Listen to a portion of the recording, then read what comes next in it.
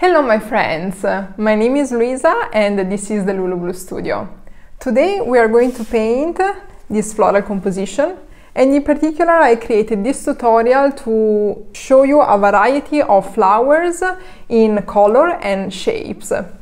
I hope you will learn something from this tutorial and you will get fresh inspiration.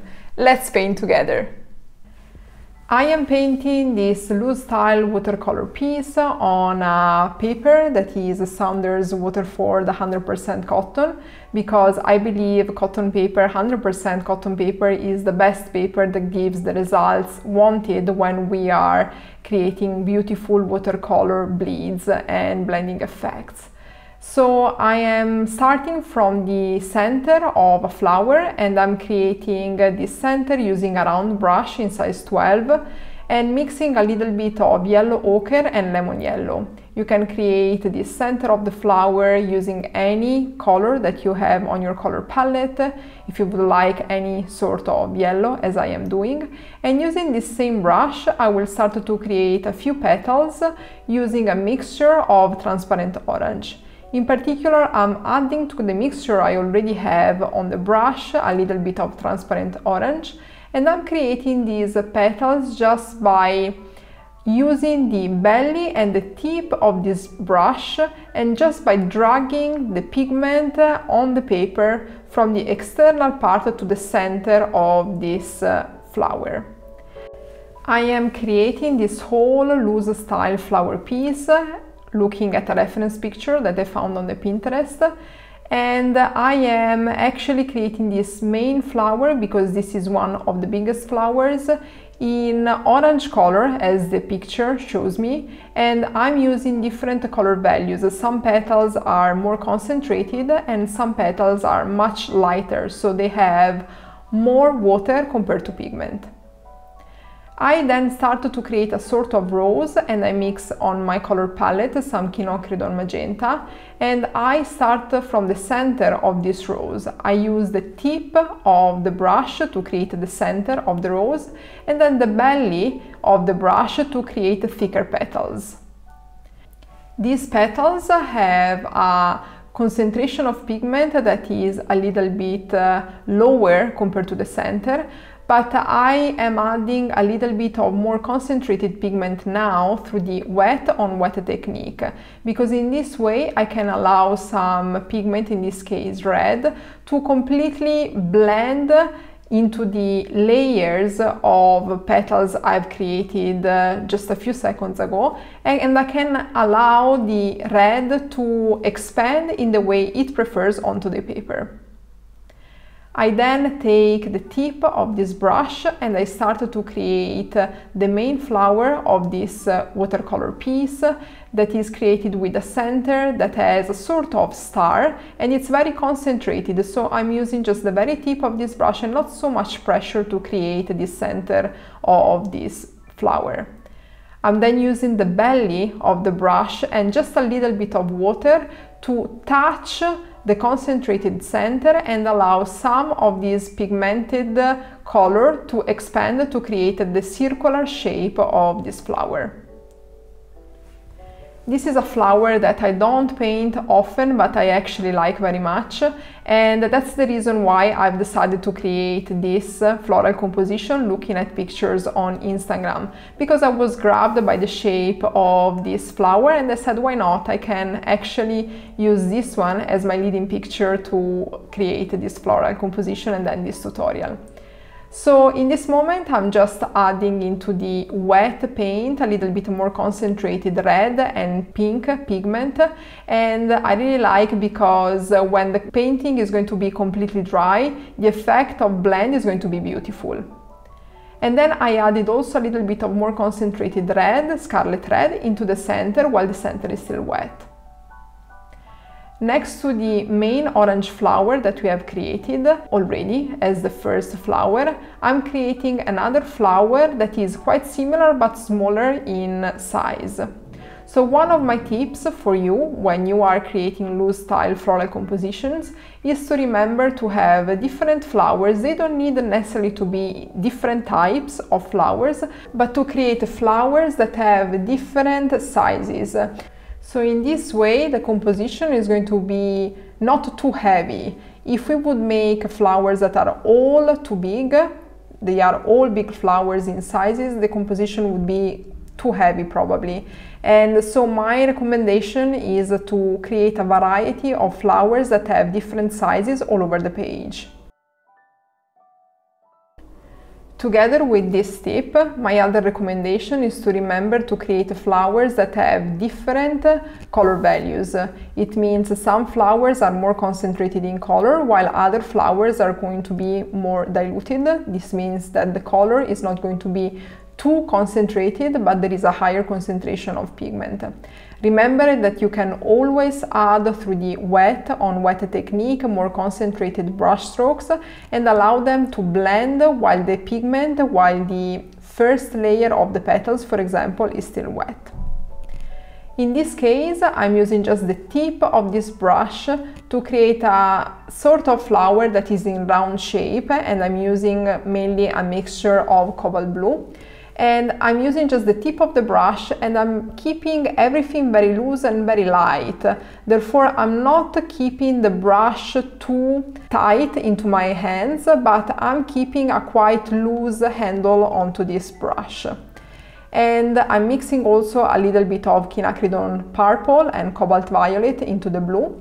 And I am adding these flowers all over the page where I see the blue gives a little bit of equilibrium, let's say, all over this composition. In this moment, I'm adding more purple and blue flowers in round shape, just using the tip of this round brush. And I'm deciding where to add these purple flowers, looking at what I have created. Sure, I can also just look at a reference picture and look where these flowers are located, but at a certain point I just like also to use my instinct and just add, in this case, blue flowers where I think they look nice and where they need to be placed, because they create a sort of balance all over the composition. So one tip that I would like to give you if you are practicing how to paint loose style flowers is, surely you can start from pictures, from reference pictures, digital pictures or pictures you have taken of flower bouquets, for example, but also explore your inner curiosity and just try to add flowers that maybe are not existing in the main picture, in the reference pictures that you are taking as a reference, and just explore your creativity and just add splashes of color here and there where you think, for example, a touch of bright color is needed, and also flowers that have different shapes from the original picture, because this will allow you to experiment and to find even your inner voice, and will allow you also to understand what you like actually to paint. If you like to paint flowers and if you are a beginner and you would like to experiment a little bit more with a little bit of guide from my side, I have written an 18-page ebook that is free for you to download, that is called The Beginner's Guide to Watercolor Flower Painting. I encourage you to download it at the link below, because it can be a perfect guidance for you to understand what are the first steps that need to be made to learn how to paint loose style flowers. You can find the link in the description below. At this point, always using this round brush and keeping everything very simple, I've added a few stems and I'm adding the leaves. To create the leaves, I'm just adding a little bit of pressure to the belly of this round brush, and I started creating the first set of leaves in a very light color value, and I'm adding now a few leaves in a more concentrated sort of green. The green I'm using is a mixture of Cobalt Green and Sap Green, and I am adding more or less water if I want these leaves to be lighter or darker, more concentrated in pigment. If you are curious, you can find all the supplies and paints I'm using in the description below. At this point, I'm mixing a little bit of Cobalt Green Dark and a little bit of Quinacridone Purple to create a darker type of green. A darker green that is a little bit more muted, is not as bright as the Cobalt Green would be, and I'm adding a few brush strokes all over the page. I always like to add a few brush strokes towards the end of my painting that are a little bit darker in color, because these sort of leaves are going to give a better weight, let's say, to the whole composition. It's going to highlight some areas where the painting is a little bit darker compared to the others, and I really like how often these darker brush strokes are matching with the darker and lighter brush strokes of the petals of the flowers that are the main heroes of the flower compositions. And so I encourage you to use a similar approach and experiment with the greens that you have on your color palette. First lay let's say first layer of leaves with very light color values, and then start to add contrasting brush strokes that are darker leaves all over your page, looking at what you have created up until that moment and trying to create a little bit of definition all over your painting. And so I proceed with the same technique, adding a little bit more contrasting brush strokes into the center of these flowers to allow them to pop from the page and to have the eyes of the observer to focus exactly in the center part of these flowers. In particular, for this orange flower, that is the first one we have created, I've decided to add a few brush strokes that are defining a little bit better the petals.